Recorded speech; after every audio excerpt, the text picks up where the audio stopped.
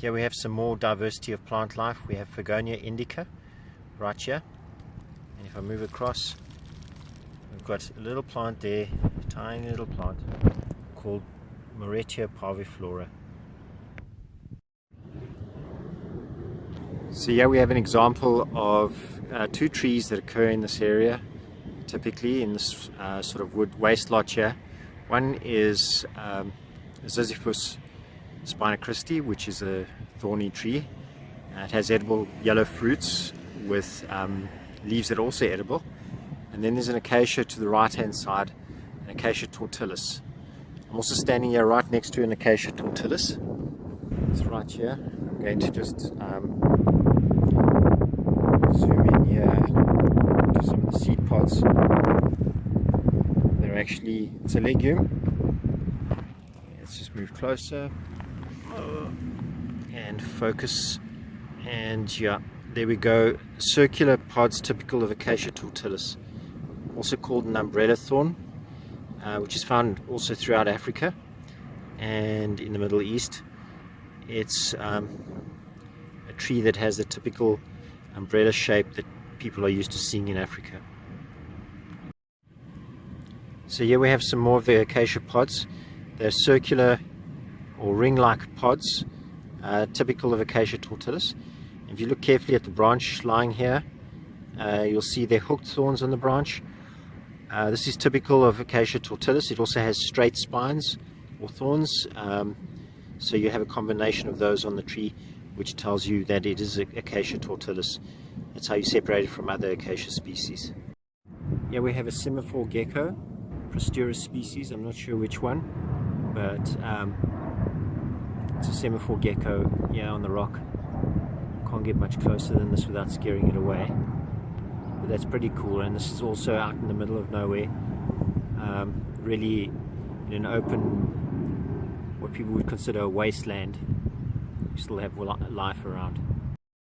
So here we have a nice close-up view of the spines on what is called the Sadr tree, or Ziziphus spina-christi. You can see the kind of three-veined leaves from the base. Okay, three veins from the base on the leaves. That's also characteristic. The zigzag branching structure between where ending at each thorn, and the very, very large spines or thorns on the tree. Very typical. So here we have a small little flower called Moretia parviflora. It's from the Cruciferae family, mustard family. Right next to the Moretia parviflora we have Aerva javanica, which is one of the plants I've spoken about before. The flowers are used for cushions and for camel cushions or pillows. There you go. It's also smoked, the dried leaves are smoked for asthma. So here we have a little bush which is from the morning glory family, Convolvulus. This is Convolvulus virgatus. Right next to it we have Aerva javanica right there, and then as we move across we've got Moretia parviflora. There we go.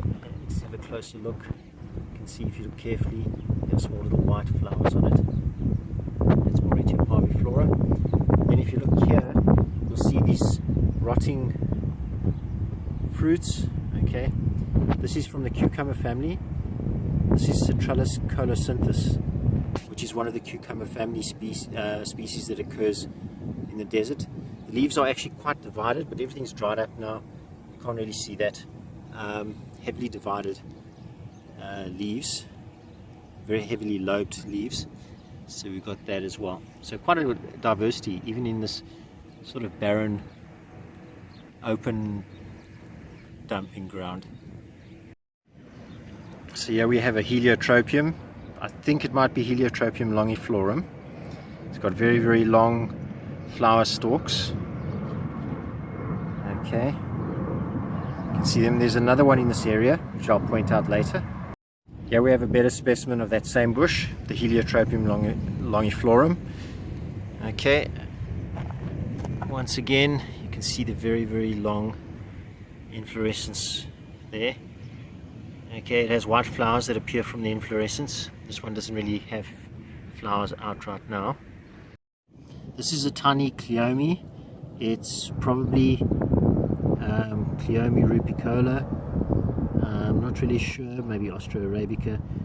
It's kind of not clear for me to see right now. It doesn't have flowers on it, and the leaves are very tiny, but one of the Cleome species. This is Schweinfurthia papillionaceae. Schweinfurthia papillionaceae, it's a bit of a mouthful. Yeah, we can see the flowers, quite pretty flowers. Here we have a large bush. This is Crotalaria aegyptiaca. No flowers on it at the moment, yellow in color. I've spoken about this before. And right next to it is some Aerva javanica. Right next to this building site we have Tephrosia nubica. It's got these little pink papillionaceous flowers. Okay, so you should say fabaceous flowers.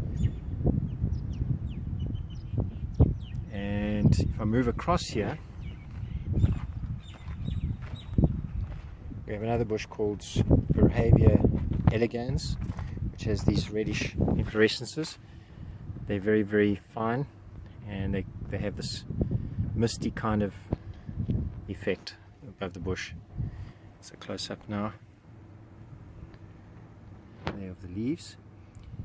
The leaves and the reddish stems remind me of another plant called Euphorbia, Euphorbia arabica. It's one of the plants. It's a similar looking plant. There we go, Virgatus elegans.